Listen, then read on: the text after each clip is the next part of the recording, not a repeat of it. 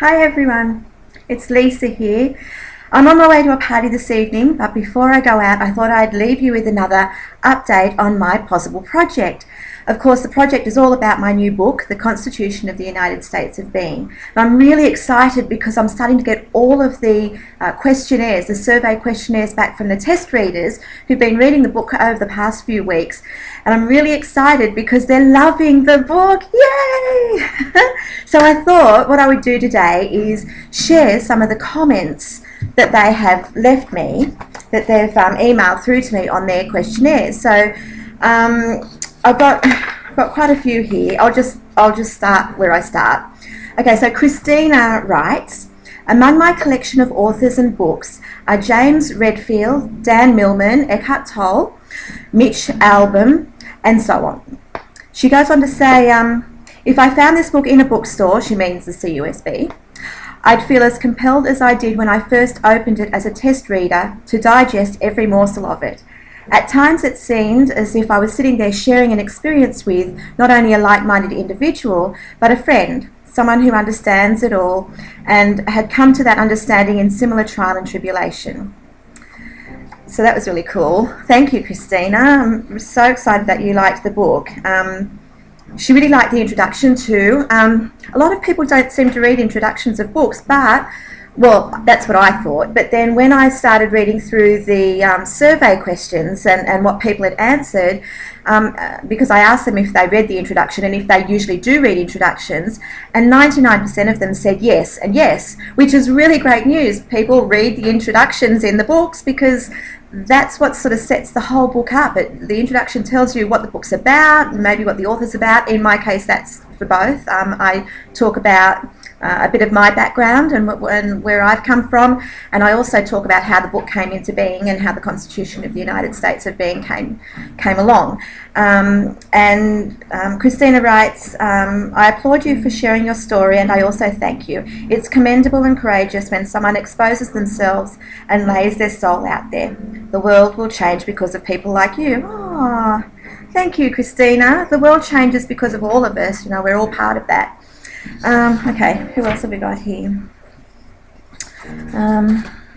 Mary, another test reader, she writes, so easy to read, it's a pleasure. I feel like I'm curled up on the lounge having a cup of coffee with my best friend and we are chatting about the Constitution of the United States of Being. She goes on to say, the author's open, friendly and conversational manner draws you in so that you can almost feel what she's talking about. It is as if she's explaining it just for you in a way she knows you will understand. Well, I try. I try. And in fact, a lot of the survey questions were answered that way when it came to the actual style of writing.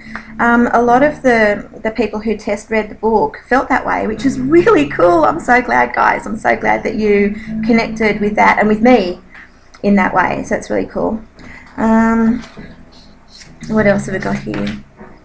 Rick, one of the guys who read my book. The demographic for the book, for those of you who might want to know, is actually women 30 to 60, 65.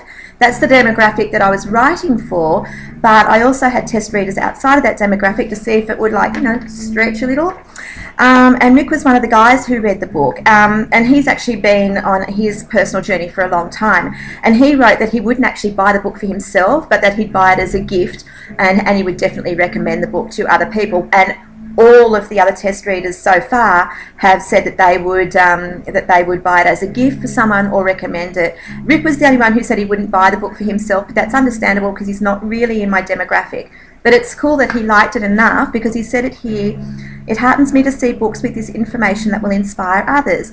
I've been on my personal journey for many years, and whilst leading a spiritual life means I'm always at the beginning, I see this book as a real inspiration for those who are yet to start or need a boost to carry on with their own journey.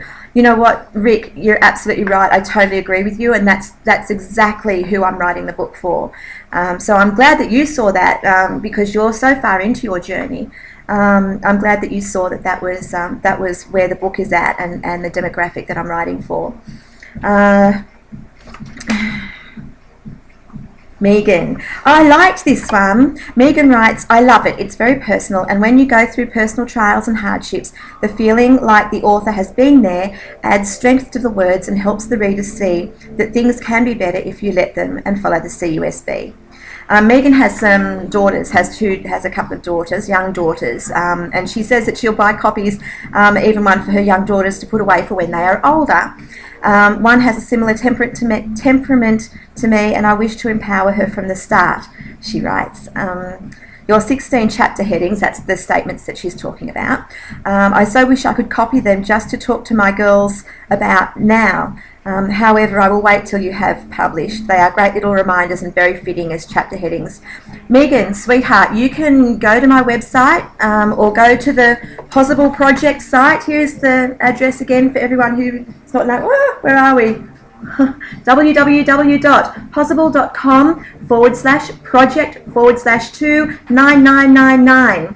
You can go to that project site, or you can go to my website at lisajbutler.com, and the statements are actually up on the page, and you are really very welcome to copy and paste them, so you can print them out and share them with your daughters. Of course you can do that.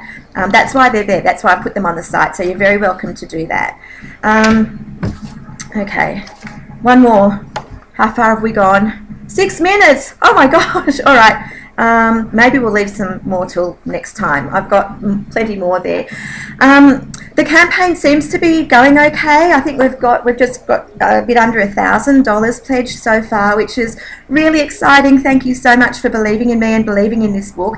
Don't forget, if you haven't pledged yet and you're planning to, please do. The money won't be ripped out of your account straight away either. You can make your pledge today, but the money won't actually come out of your account until I reach the target, which the rate we're going could be another few weeks yet. So please, if you're planning to pledge, do it, because you'll encourage other people to pledge as well. Don't be shy. I look forward to hearing from you too. If you want to make contact with me, please do. All right, this has gone on way too long, so I'm going to sign out and head to my party. Have a great weekend, everyone, and yeah, keep supporting me, and don't forget to tell your friends. Okay, bye for now. Here it is again. Possible.com, project 2999. Okay, bye.